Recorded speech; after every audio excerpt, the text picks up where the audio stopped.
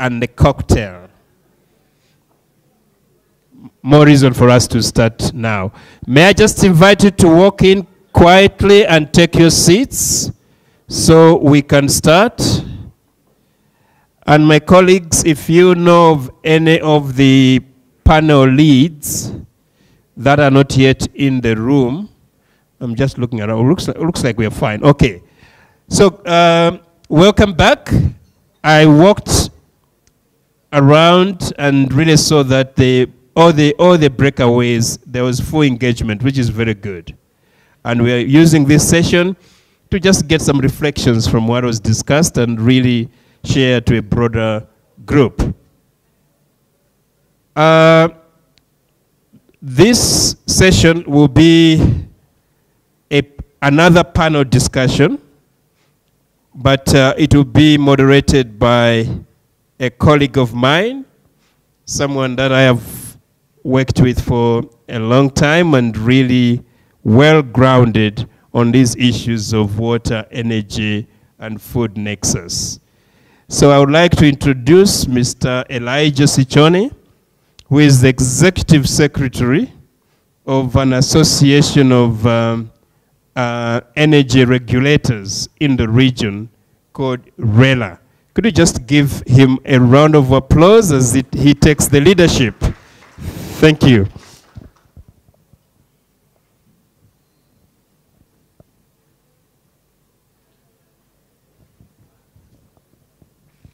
Thank you very much, facilitator, and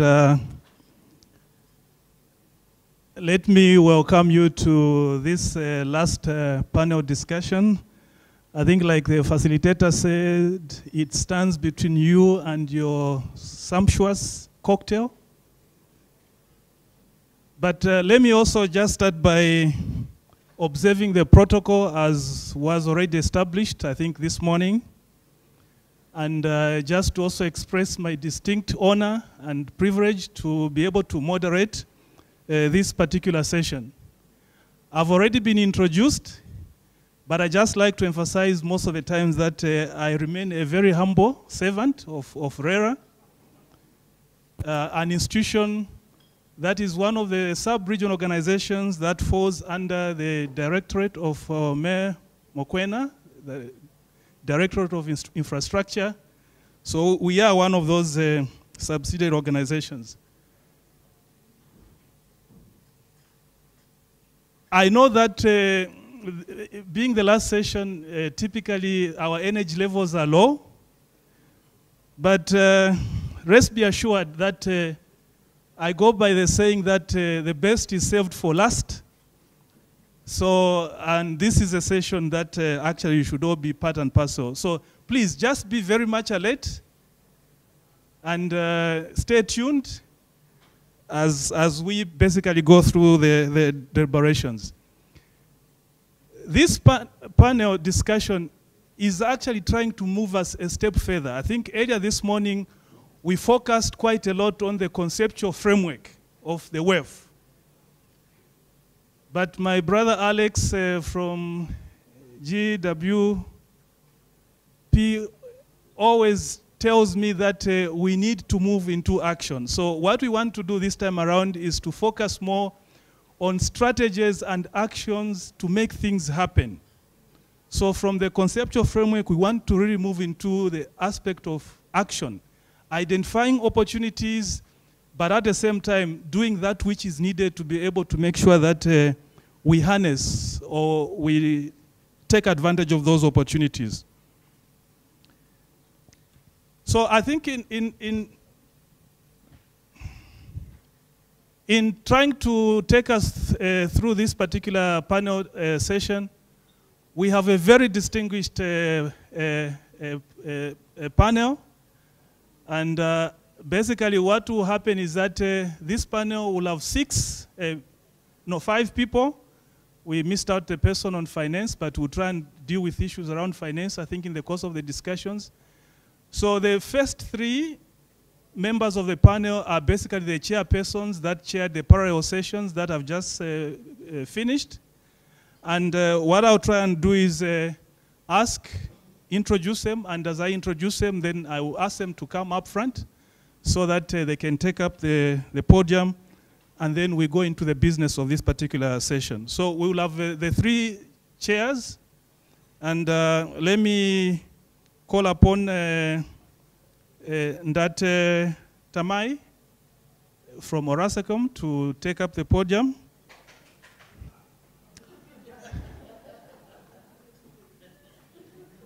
Ndate Tamai was actually chairing the session that focused on policy and institutional aspects.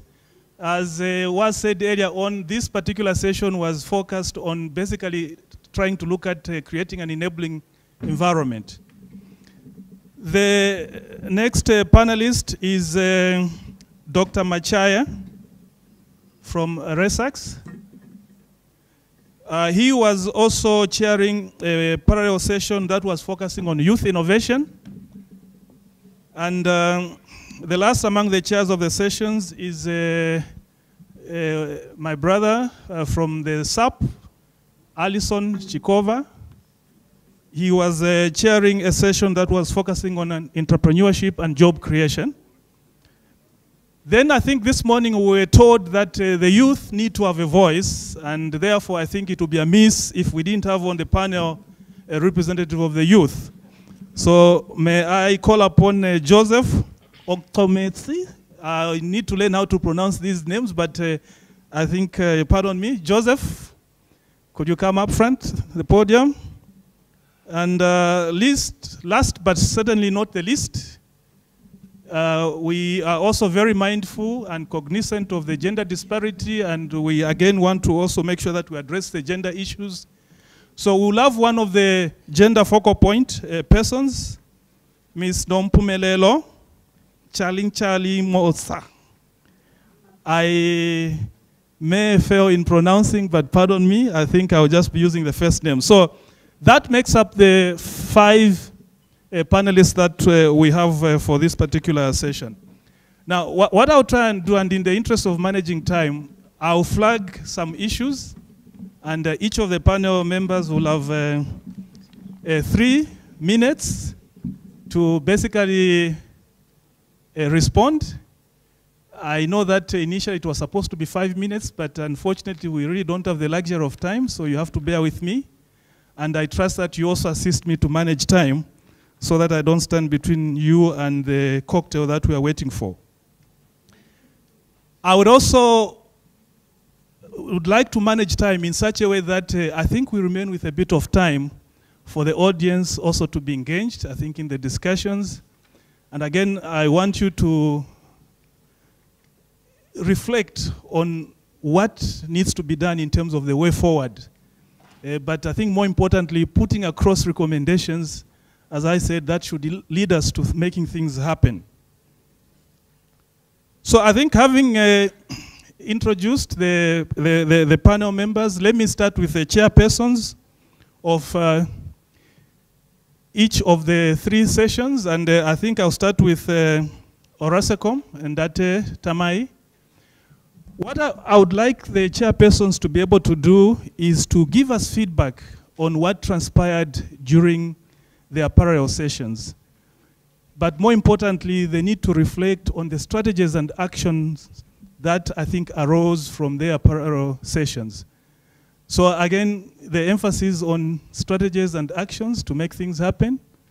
And Ndate Tamai, you have the floor. Thank you. Thank you, Chair. Yeah, it's working, Chair. Thank you.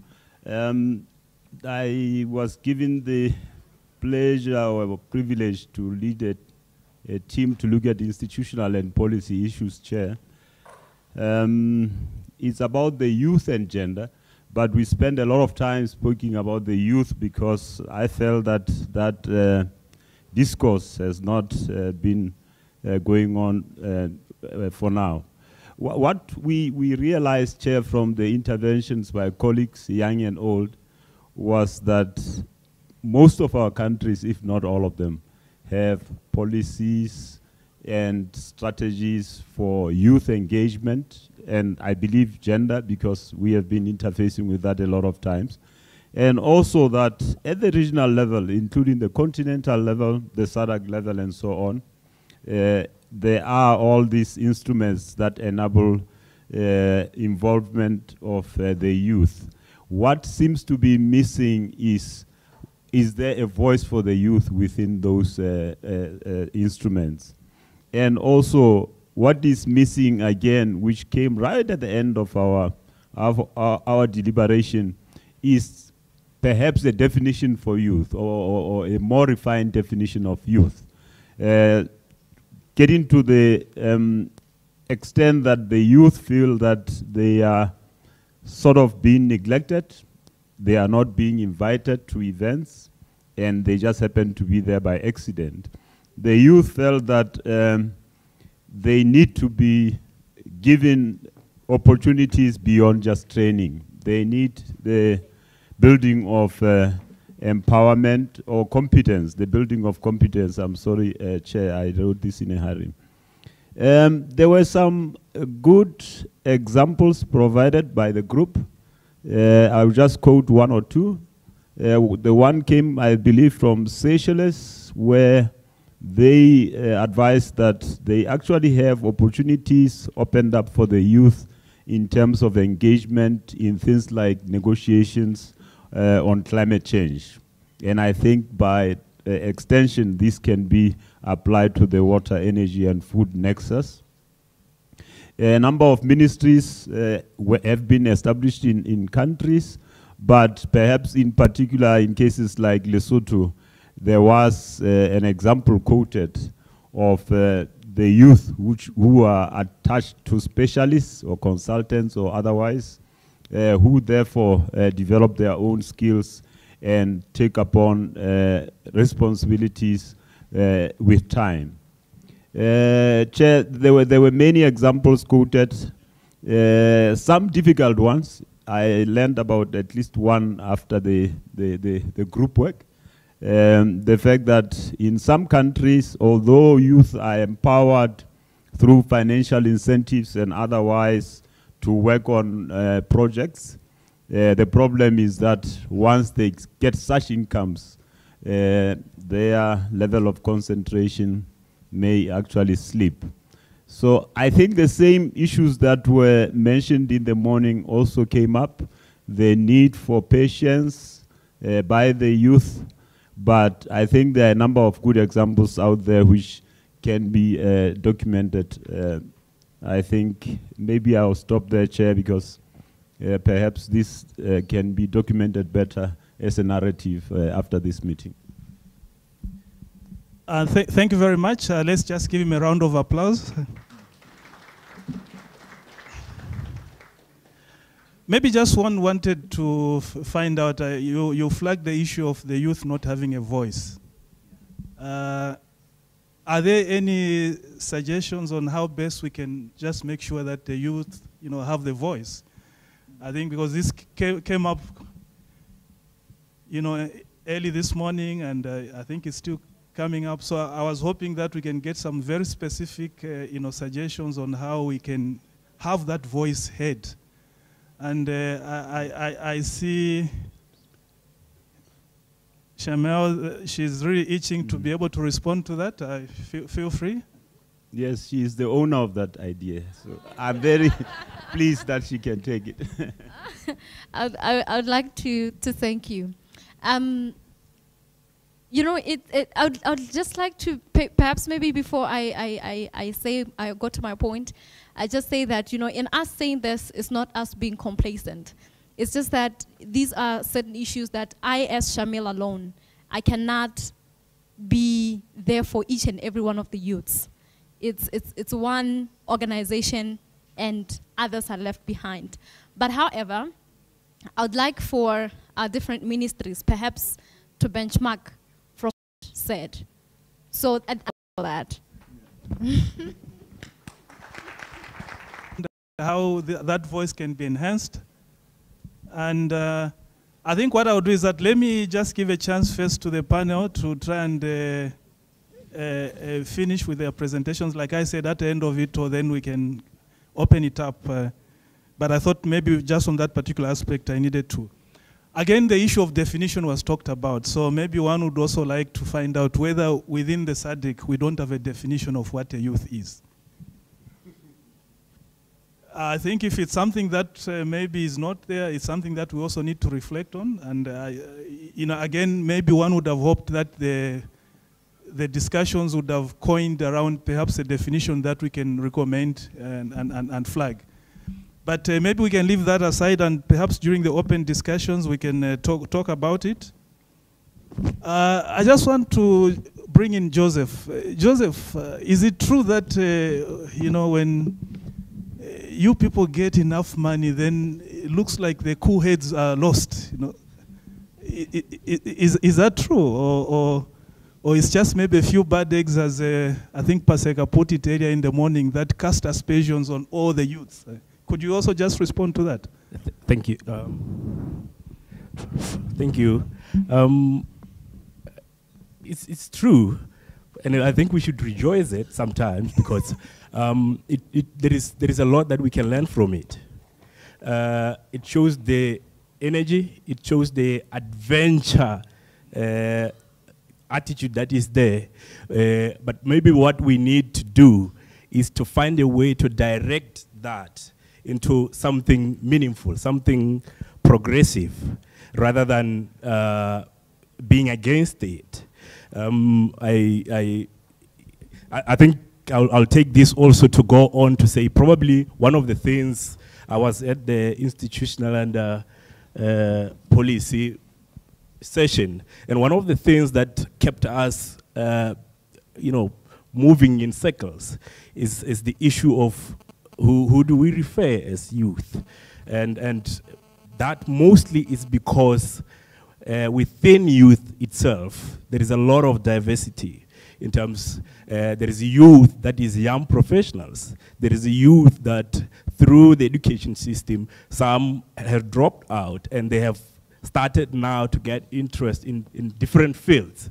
And the moment they're out of the education system, which is, you know, the formal system, we seem not to recognize now all those interests that they have developed and they're partaking in. To tell you the truth, you take any cell phone that is owned by the youth now, they're in more than 10 to 20 groups in WhatsApp, in their WhatsApps. And those groups, seriously, sometimes it shows you their interest and they align themselves towards those interests. But because they're not picked in the formal system, then, you know, there is nobody, or there is no efforts in really converting that and direct them to a very progressive and meaningful contribution in their economy.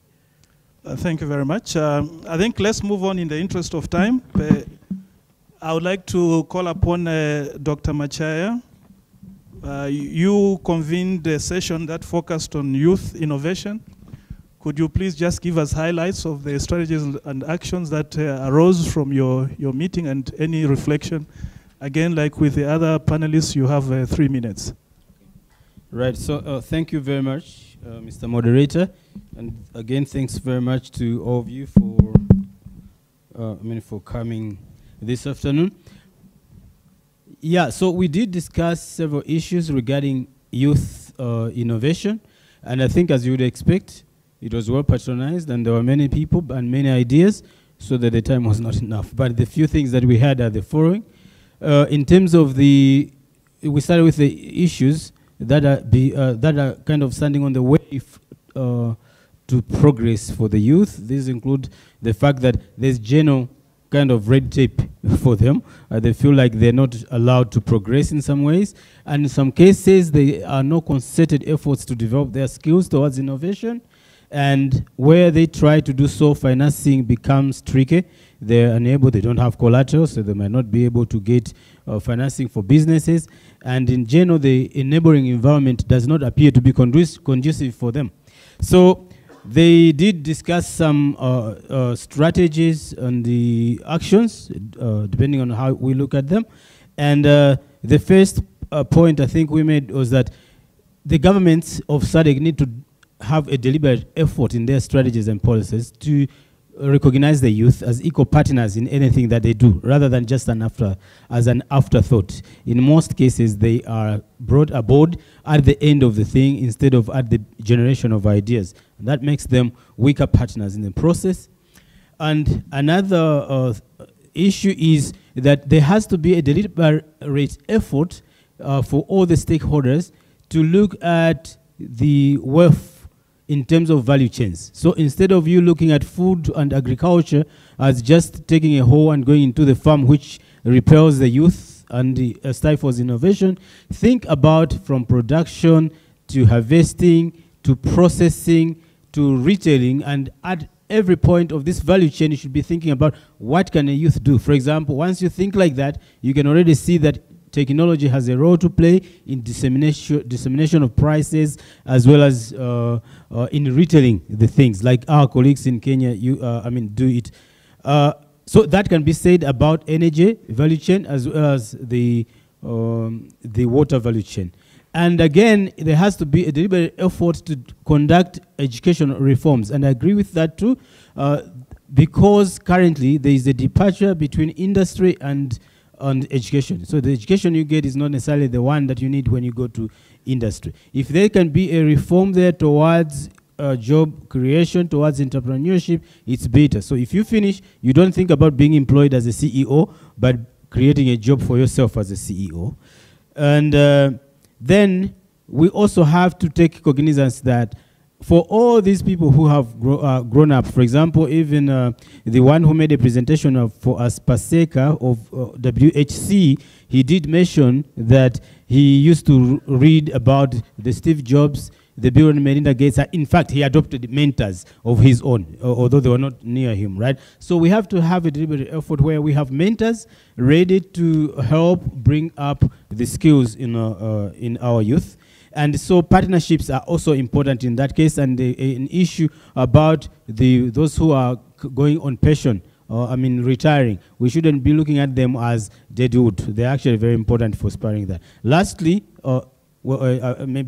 last but two more, we need also to have mechanisms across all the countries in the SADC of detecting talent early on in one's career, in one's life cycle. So, for example, there are cases, stories I were told about in Zambia, elsewhere, whereby you find a kid is struggling at school, but he's able to do other things like woodwork so well. Can you identify that person? Can we have mechanisms to identify that person? And as a second policy, have incubation centers for such talent so that we can develop it instead of losing such kind of talent. And then on issues of finance, it's important to just have deliberate effort to promulgate policies and regulations where we can see that there's a budget for youth development. Not just to say, okay, we have this money and then it's going to be partly used for the youth. No, it has to be allocated in the national budgets so that we can account for that one. And the same with deliberate efforts to up the skills of the youth, but more importantly, and the last one, we need to see in the SADC programs where we are encouraging innovation by giving awards to innovators. So now, in that case, even if the award, even if the innovation seems to be something that you don't understand, do not stifle it. It might happen that you don't understand it because it's too good. So try to still bring it up until it fails on its own. But you should not try to stifle innovation. Every innovation should be treated equally. I think at that point there are some other things, but I should stop there in the interest of time and give it back to you, Mr. Moderator.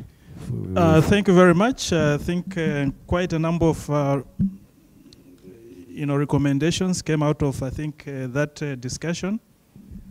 And I think the issues around financing, as I said, unfortunately we couldn't have a panel member to specifically address those issues. But I think we will need to basically reflect a little bit on, because a lot of these ideas that the youths may have, they need to be supported. And financing, you agree with me that it's a very, very important aspect to make things happening. At that early stage, I think in their lives, most likely they will not be able to have collateral. And then the thing is that how do we really try and support them, from the financing perspective, so that those creative ideas which they have can actually come to fruition.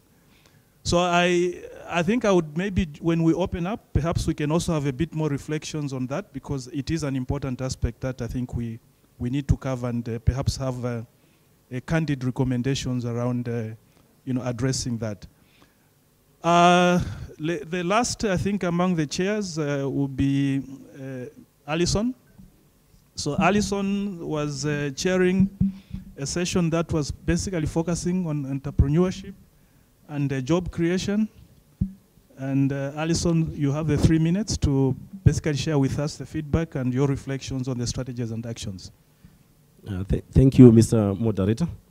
The session on entrepreneurship and job creation centered around the toolkit presentation that was done in the morning, which focused specifically on the Batoka project. And the participants were very much interested in how do we access the toolkit?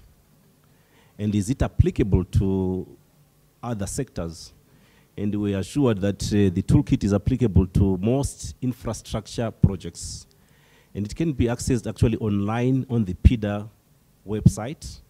There were details that were shared with the participants, which will also be shared to all the participants in terms of how you can access the toolkit, so that you can actually evaluate projects at your own pace.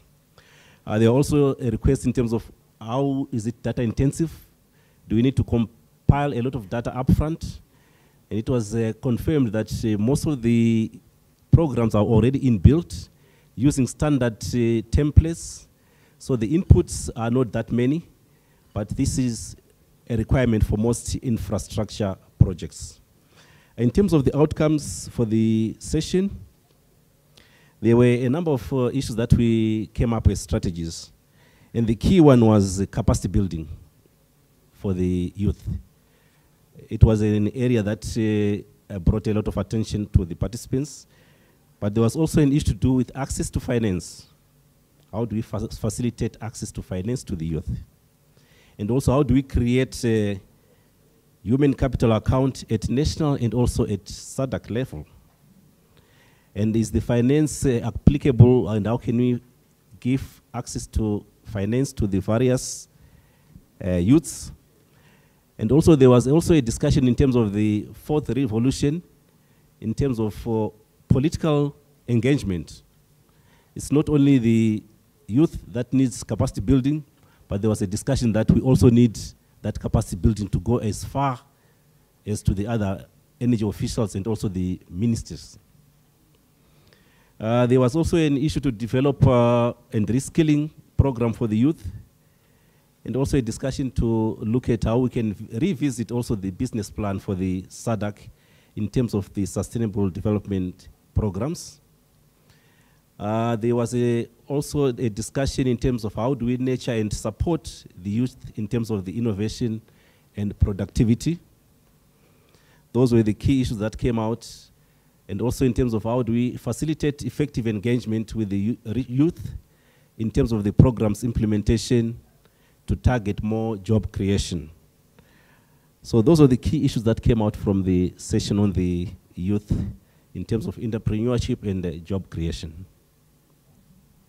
Thank you very much, Alison. And I think maybe we shall give a round of applause to all of them once they finish, I think, so that we quickly cover and then we can try and open up the floor. Again, quite a number of issues have come up. I think, again, the issues around financing is back with us.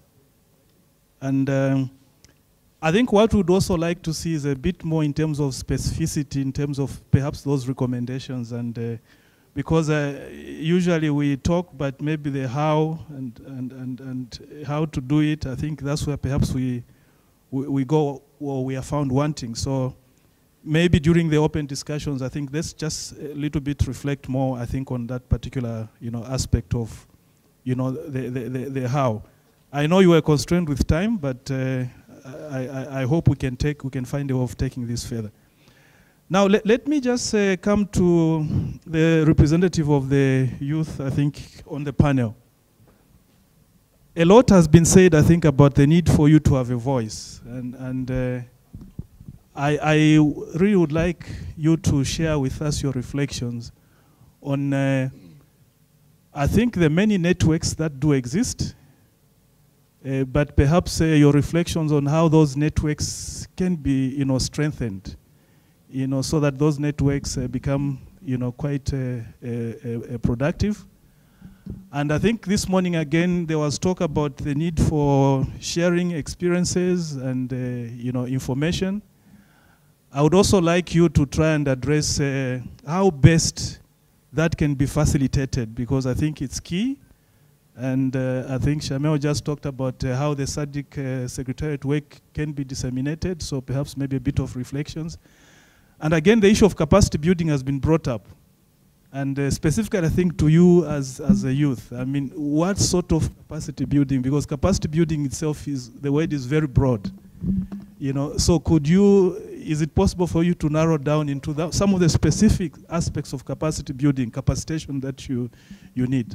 So again, in the next few minutes, I would really like you to try and just give us your reflections on those aspects that I've raised. Joseph, you have the floor. Thank you. Let me start by this. The Global Water Partnership Southern African Office has been working with groupings of youth from different countries, and part of that we hear. I'm saying that because right now, just minutes ago, a friend who's now back in Gaborone at their workplace doing something else just wrote to me, I feel like I'm attending the dialogue now. Why so? Because we have the WhatsApp group running, and it's updating every bit of everything. We have the Twitter group running, and it's updating every bit of everything. Now, because they're not in those groups, but because I'm their friend and they are in my network for the Twitter and for the WhatsApp, so they get update of all the activities as they roll out. So this is, and they don't have to be reading a 100-page document to get what is being discussed and how it's being rolled out. Because then when you get to those platforms, you discuss them, in catchy, straightforward, short messages. And they get the procedures. They don't have to leave their job. They don't have to do anything else. It's just to get the updates and that. So this is what the youth now are faced with. And some sectors, which tends to be our competitors, looking at the water, the energy and food sectors. Some sectors have utilized these platforms. Take, right now you were talking about, the entertainment sector, that youth, when they get any money, still run to the entertainment centers. It's because of how they package them. They're ready for the youth. They know the language the youth want. They know youth life is faster. They're adventurous. So they package themselves to be able to be catchy, to be able to attract them right there. Is that what we're doing in our sectors? How ready is SADC? How ready are our member states in that area? So instead of in the morning, the facilitator asked, is youth ready? And in my mind, what was echoing is our sectors ready? Because then you need first to appreciate this diversity in youth in terms of how their daily operations run, and how can that be tapped into to be meaningfully, progressive in our sectors. We do have a number of youth in all our sectors doing very marvelous things. I come from Botswana, and I know a number of colleagues who, at very young age, are running farms, are running poultry farms, are running piggery farms, but they don't even know the policy that guides what they're doing, because they don't get the platform probably to sit at that level, or they don't get the platform to really even understand the content itself. So going down to what exactly do we mean by capacity building? Probably it's start there to realize what our youth are and what they have and what they're dealing with in everyday lives, and try to package them in such a way that our capacity initiatives are directly speaking to these sectors within youth itself. As I mentioned, we have the farmers, we have the ones that the young professionals. Take, for example, the consultancies that are coming out in these sectors. One of the initiatives that I appreciated in the session that we are running was to incorporate at a very early stage of consultancy at the terms of reference building, to incorporate, to advise the consultant to have a youth member in their consultant team. The importance of doing that is already, we're building the consultant in themselves. So those are very specific capacity building issues. The other thing that was commented, and I liked it, was let's remember the grooming of our youth from very early age, the education system. How influential is our sector, the food, the energy, and water in the education curriculum? Because that's where we should be starting also. So the overall importance then is how ready in terms of our institutions. We appreciate a lot at SADC level in terms of putting policies, but there is still need, there is still gaps wanting at member states in terms of institutions actively engaging, and also making sure we at project level we have activities that are speaking to youth, either in numbers in the innovations. Thank you. Thank you very much, Joseph. Shamel, you belong to networks, I think, on the African continent. How do we strengthen these networks that either by way of making them exist or creating new ones, or indeed the ones that are already there, trying to enhance them? Could you just maybe a few seconds just reflect on how best we can try and strengthen those networks? All right, sir. A lot of work have been done in terms of youth involvement across Africa in general. And from what we have seen is that we don't necessarily need to overhaul because structures are there for youth involvement. At the national levels, we have the National Youth Councils, which at this particular point in time, there hasn't been much confidence that the youth have upon these organizations. So youth involvement or youth participation in whatever it is that at the national levels our governments are rolling out has been very minimal. But however, what we need to do right now is just to strengthen the organizations or the structures that we already have. Instead of coming up with new structures, which at the end of the day we need to find out how the funding mechanisms and support structures for such organizations or for such initiatives, then we just need to work on whatever has been built and making it better, or perhaps just making sure that it is relevant on where we currently are as a region. But most importantly also, there's need for us to kind of like base each and everything that we're doing, whether at the national level or at the regional level, to ensure that it speaks to the needs of youth today. And we can only do that if we know what they want. And by knowing what they want, it means that we need to put sustainability at the core of our national policy making and ensure that we approach each and everything that we're doing. For example, the WEF NEXUS approach. We need to ensure that it is in a way that is systematic, that it does not leave anyone behind. The conversation that we had today was that women, youth, everybody else have to be on board.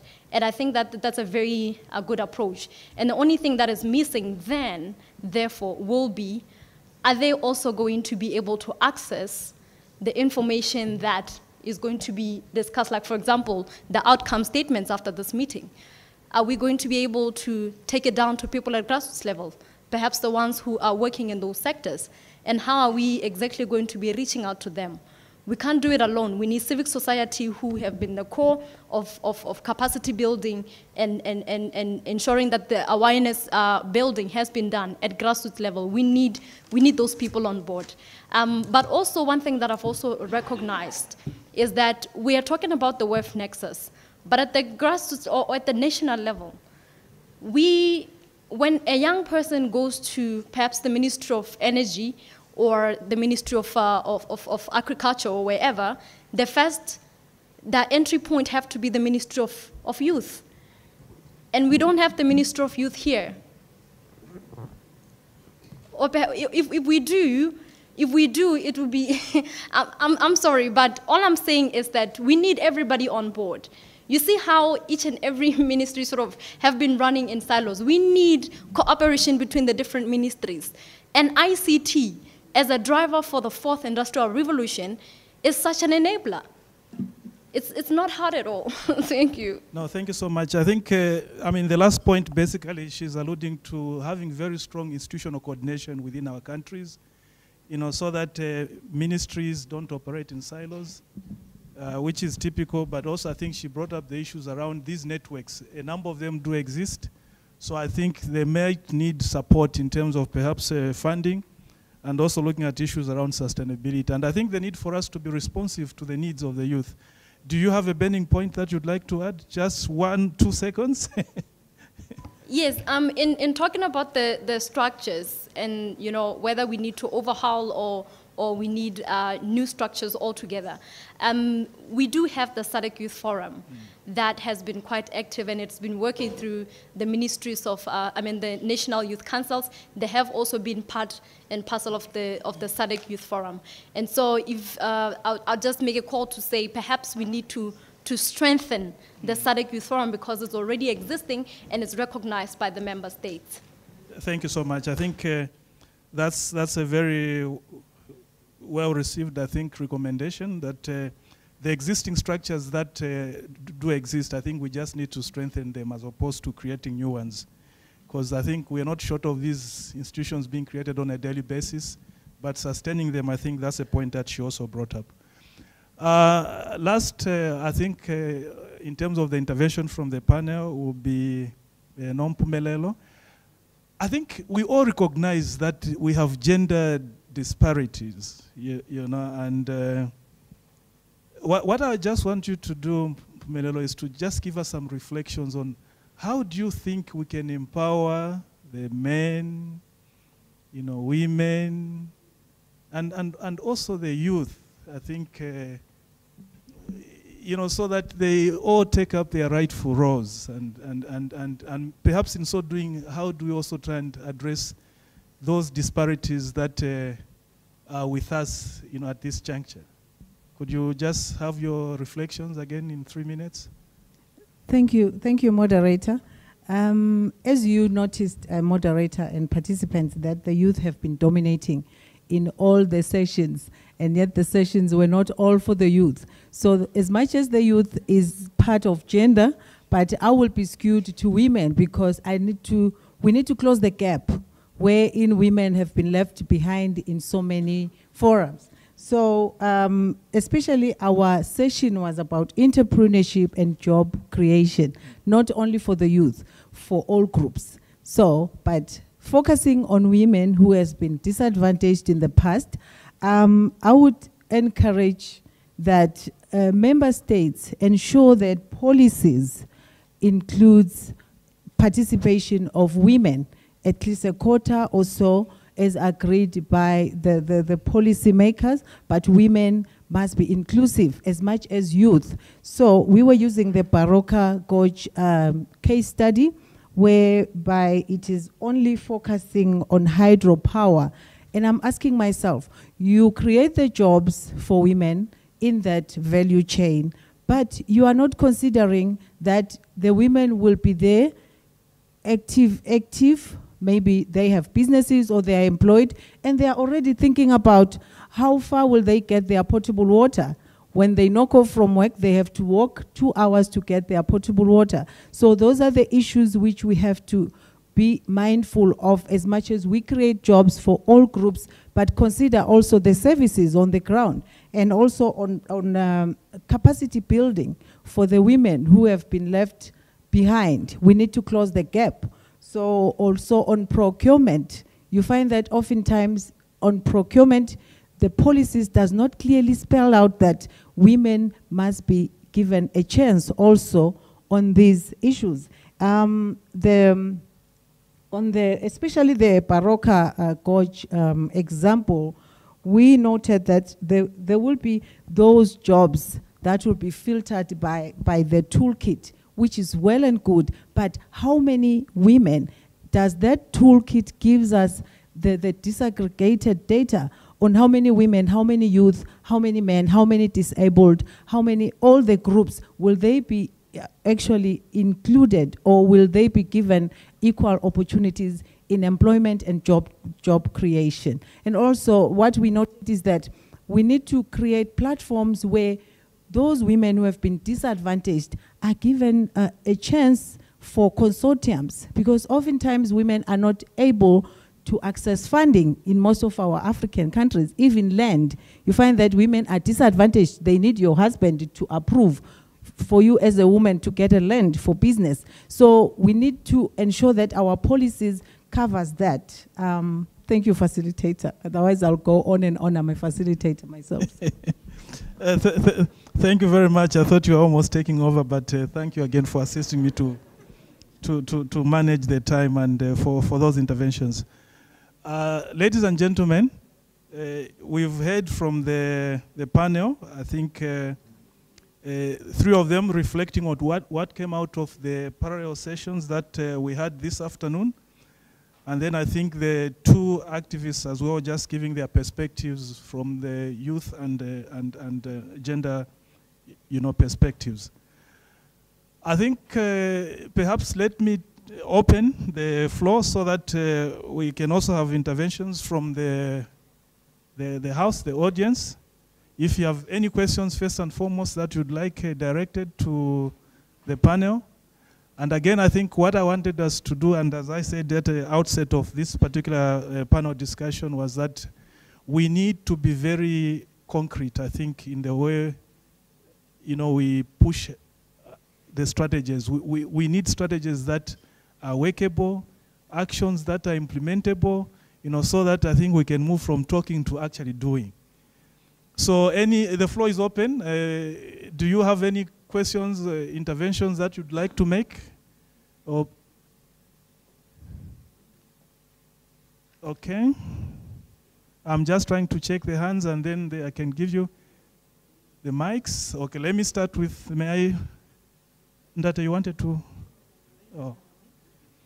I think you can also use the mics on your tables, so that we have mics on the tables, so feel free to use them.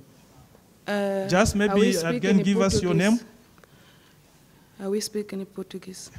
Muito obrigado. Okay. Obrigado pela atenção. Maybe just give us a chance to tune our headsets.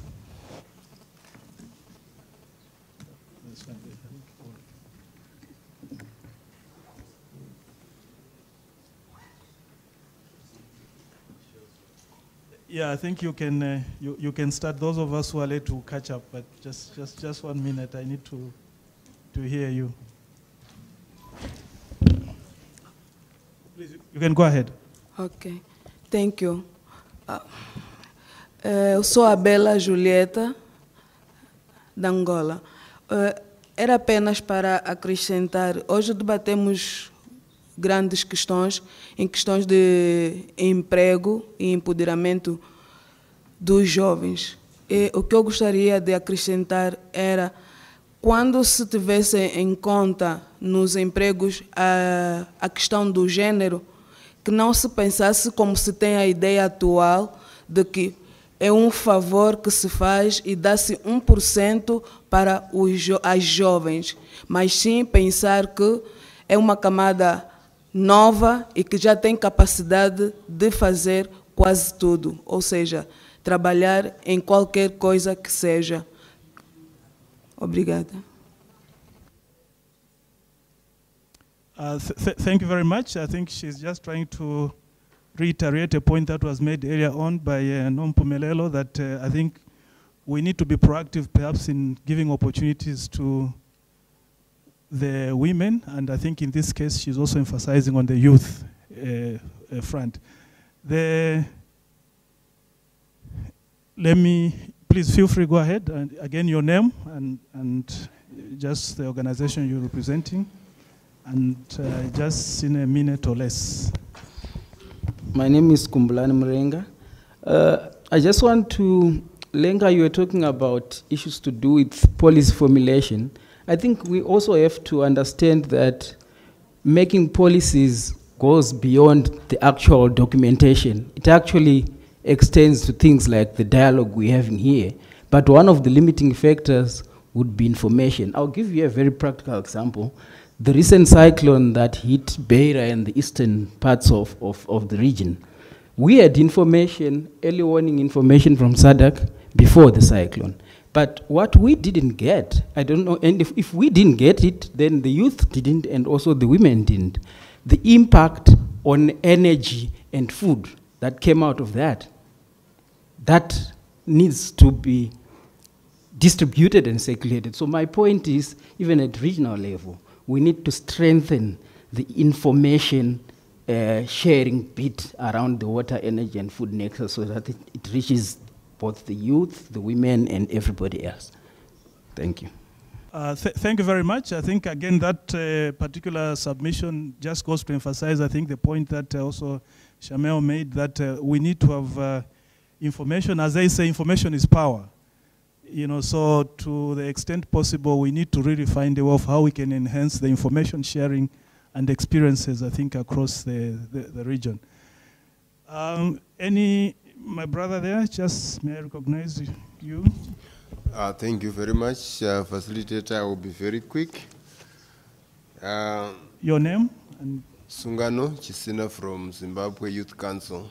I would like to pose a question to SADC in terms of the existing structures, the SADC Youth Forum. I remember the last time we had such a forum, very active and participatory.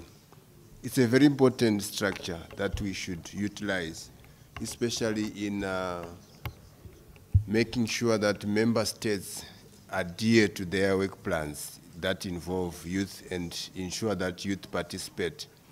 Just an example to say, in Zimbabwe we have the 25% youth quota in the national youth policy.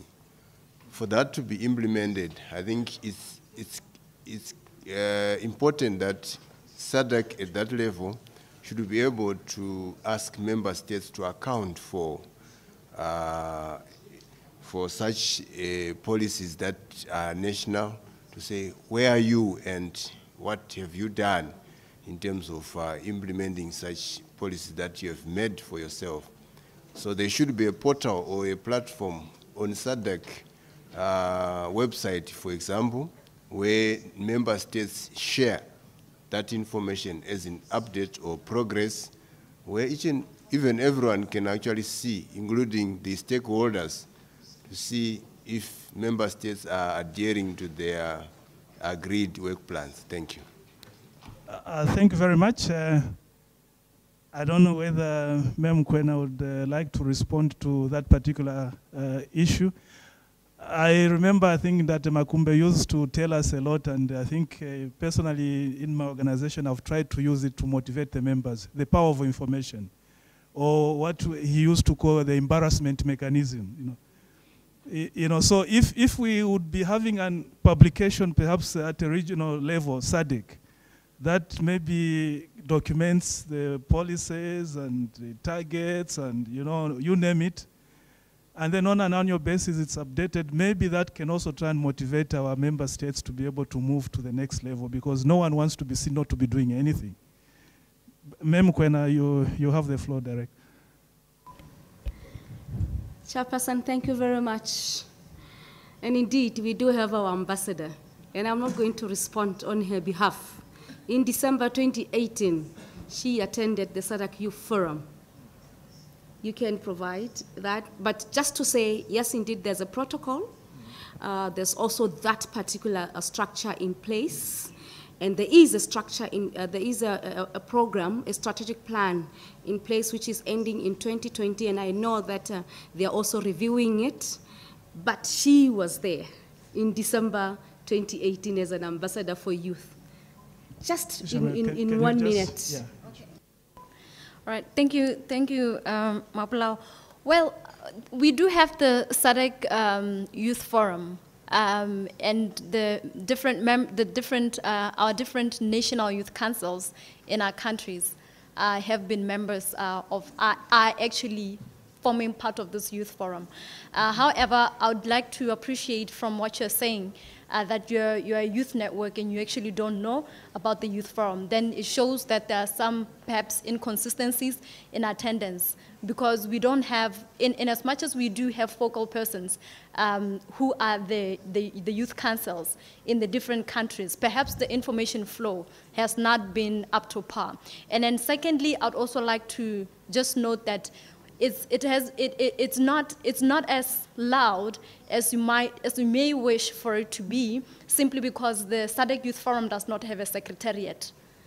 And there has been, last year we had resolved, or rather we had recommended for the SADC Secretariat to perhaps maybe see to it that there's a provision for the SADC Youth Forum Secretariat. But the issue is, who is going to be funding the secretariat? There is need for us to have focal persons who are directly dealing with youth issues within the SADC region. But however, I would call perhaps to member states to say that there's need for all of us to come to par and see to it that we provide, or we perhaps give technical support to the SADC Youth Forum in order for it to reach, or to ensure that the mandate is actually realized. But it is there. And we also take note of the request bringing improvements to the SADC website, the portal, to deal with issues of this nature. Thank you. Thank you, Director. I think it's quite clear that I think that SADC network needs to be supported, enhanced, resourced, so that I think it can reach out and address these youth issues. I did also recognize, Director, yes, sure. I'll come back to you just. Okay. Thank you very much, Moderator. Mine is just a challenge I'm posing to some of the subsidiarity organizations, especially on issues that have to do with research and development, or skills development, or even innovation. We have our own WaterNet. We have our own Sanwate. We have our own Kafiwe Regional Training Center. We have SACRI. Now, my plea is to rise to the occasion, as much as we have been focusing, especially with WaterNet, on issues related to water. I think there's a call right now to say, let's be outward looking, issues that have to touch on the aspects of fourth industrial revolution and many others. So there's that need to time and again review the programs that we have in place and make sure that they are responding to the new developments. And I know they are working on that, but it has to be recorded that there's a need to be forward-looking. Thank you. Thank you, Director. I think that's an important aspect. So those of us working for such organizations, the SAP, including RERA, I think we need to take this on board, because I know that we've been focusing quite a lot on gender, but I think the aspect of youth have not been really part of our programs. My own organization has an international mentorship program. And I think, again, I've been directed by the director here that we should also bring on board the issues around youth.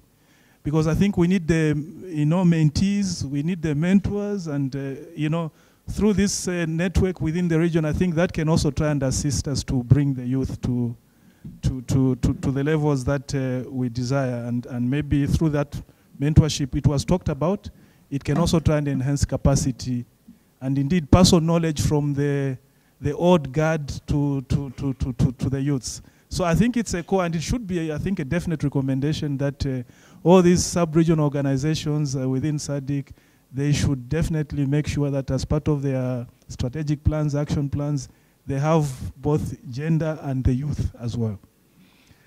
I think I saw the hand just somewhere there. Please, could you go ahead? I've seen it. Just after, I think, that intervention, I'll give you a chance. Please go ahead, sir. Hi. My name is William, and I will also speak in Portuguese.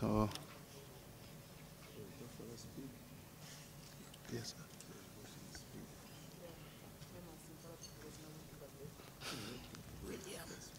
William knows English.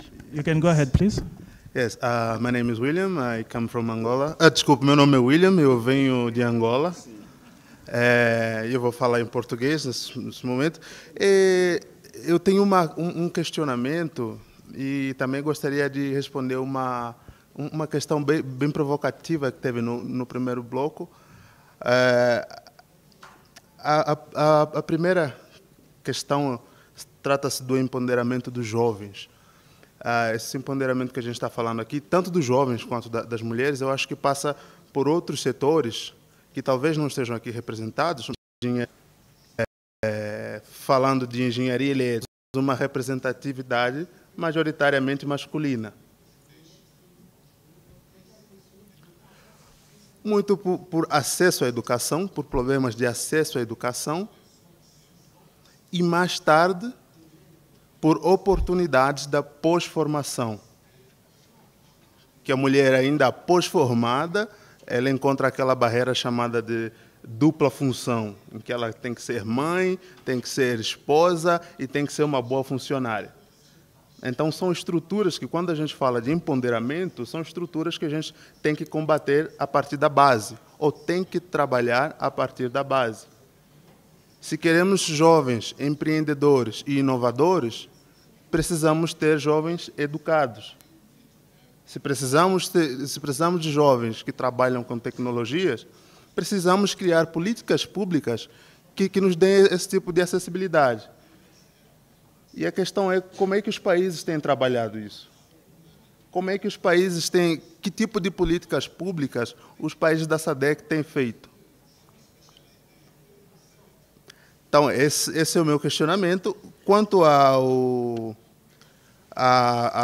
questão provocadora, foi uma brincadeira, mas eu achei a questão fundamental, que o nosso orador anterior nos perguntou se os jovens estavam realmente preparados para assumir uma posição de liderança, se o nosso planeta não desapareceria em 5, 10 anos. E eu creio que sim, estamos prontos, creio que sim, estamos preparados, e muito pelo contrário, nós, quando olhamos para o futuro, enxergamos os nossos líderes, nós pensamos o seguinte: se esse planeta ficar nas mãos desses líderes por mais 10 anos, acaba tudo. Então, nós estamos, sim, preparados para isso. Sim, estamos preparados para uma boa mudança. E eu quero lembrar de vocês de uma jovem rapariga sueca, jovem menina sueca, chamada Greta Thunberg. Greta tem 16 anos e ela é líder de um movimento ambiental na Europa. 16 anos. 16 anos, ela não sabe nem o que foi a Copa do Mundo na África do Sul. Então, 16 anos é uma líder ambiental. Ela nasceu, cresceu, olhou para o futuro e viu que nas mãos de quem está governando, talvez o planeta não tenha tanto futuro. Então, sim, nós estamos preparados e só precisamos que se criem condições. Muito obrigado. Gostei. Thank you very much. I think there we've heard it. Let our educational programs try and address some of these disparities, and for some of those training programs that are considered tough, I think let's find a way of how we can also encourage the women folk. And the youths are ready, so maybe those of us who've been around for quite some time, we need to back off now and rest. I think this reminds me of one of the, I think it's Ibrahim, you know, at a meeting, I think it was World Energy Forum, World Economic Forum in Kigali. And he was saying, you know, in Africa, we have these very old leaders. You know, some are 70, others are 80-something, and, you know, but in Europe, you have this Macron, and, you know, in Canada, these are fairly young leaders. So for our leaders in Africa, where can they lead you to? They can only lead you to the grave. You know? I thought it was a rude joke, but maybe the reality is that I think we need to find a way of how we bridge this particular gap, and I think it needs to be managed. It can't happen suddenly, but we need to manage it, and this is where, again, strategies and actions need to come in so that we manage that transition, because we all need each other. I think that's a bottom line. We are now pressed with time, and I wanted us maybe just before we really break off to address the issues around financing, because I didn't think that we really reflected. So does anyone have an issue to raise around financing? My brother, is that to do with financing?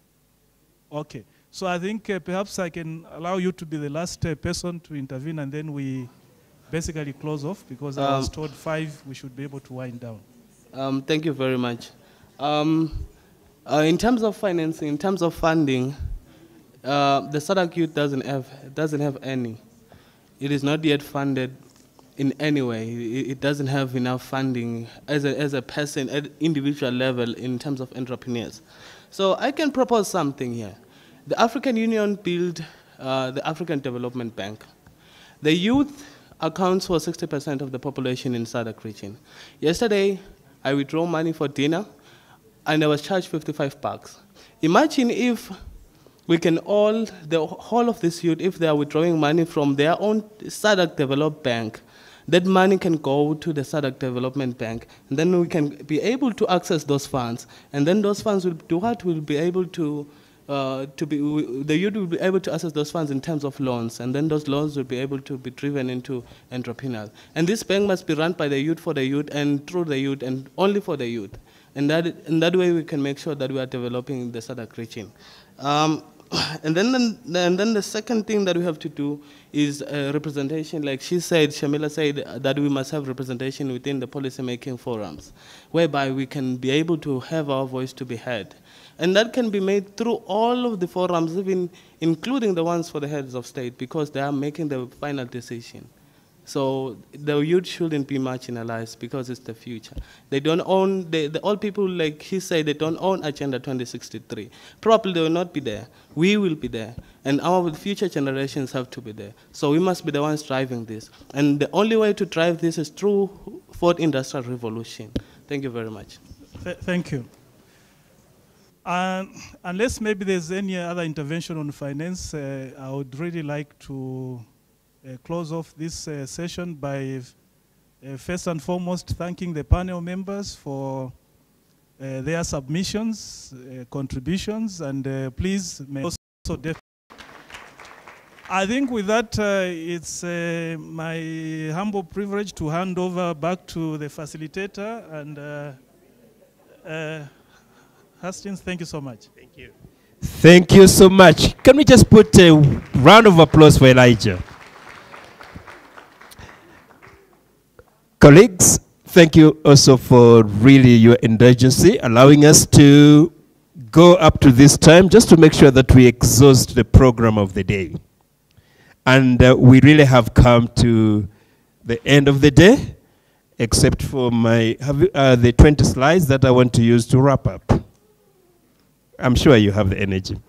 All right, colleagues, this is it. Thank you so much for your input. What we have managed to do today is to unpack the concept of water, energy, and food nexus, but also at the same time look at how we can involve the youth, how we can empower the youth to be active participants in this whole WEF nexus process.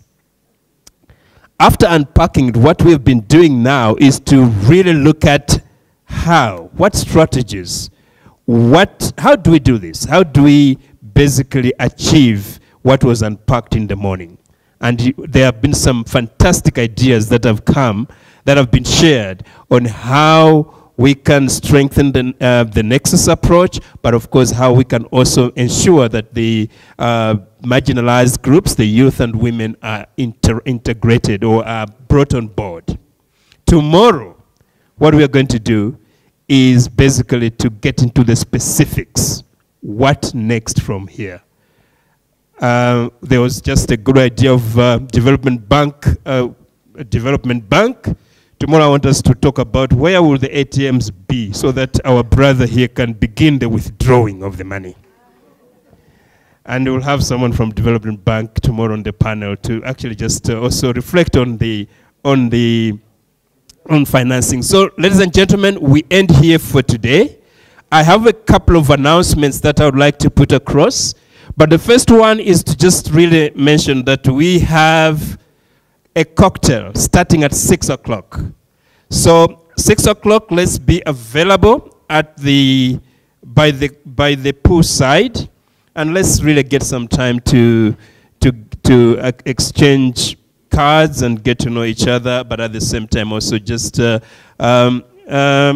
unwind after a busy day. I hear that the dress code is smart casual. So we're going to remove the ties and really come smart casual. Then just to remind us, a couple of announcements as well, talking about aging. I'm losing my sight. So now this is something I only saw in church, my grandfather doing when he was singing, looking at the hymn book. Participants are required to check out. I think this was announced earlier on. When you check out, whether it's tomorrow or day after, please check out 3 hours before and leave 3 hours before your flight. So this is being emphasized because there are some times that people miss their flights. And please confirm your flight details at registration desk. Apparently, people have not done so. So let's do this.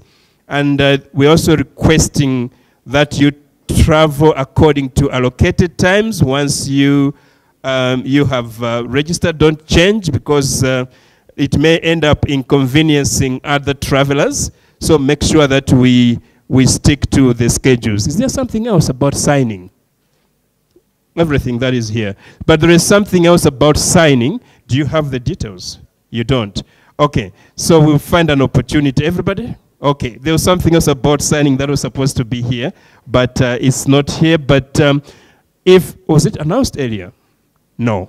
If there was some people that were supposed to go to the registration desk or to the office to append a signature. So if there are some outstanding logistical or administrative issues that have been communicated to you either in writing or in the morning, and you have not done so, please, before we meet there for the beers, could you just go there and get that sorted out? With that, ladies and gentlemen, thank you so much for a fantastic day. Looking forward to another day tomorrow, and we'll meet by the poolside. Can we just give ourselves a round of applause, please?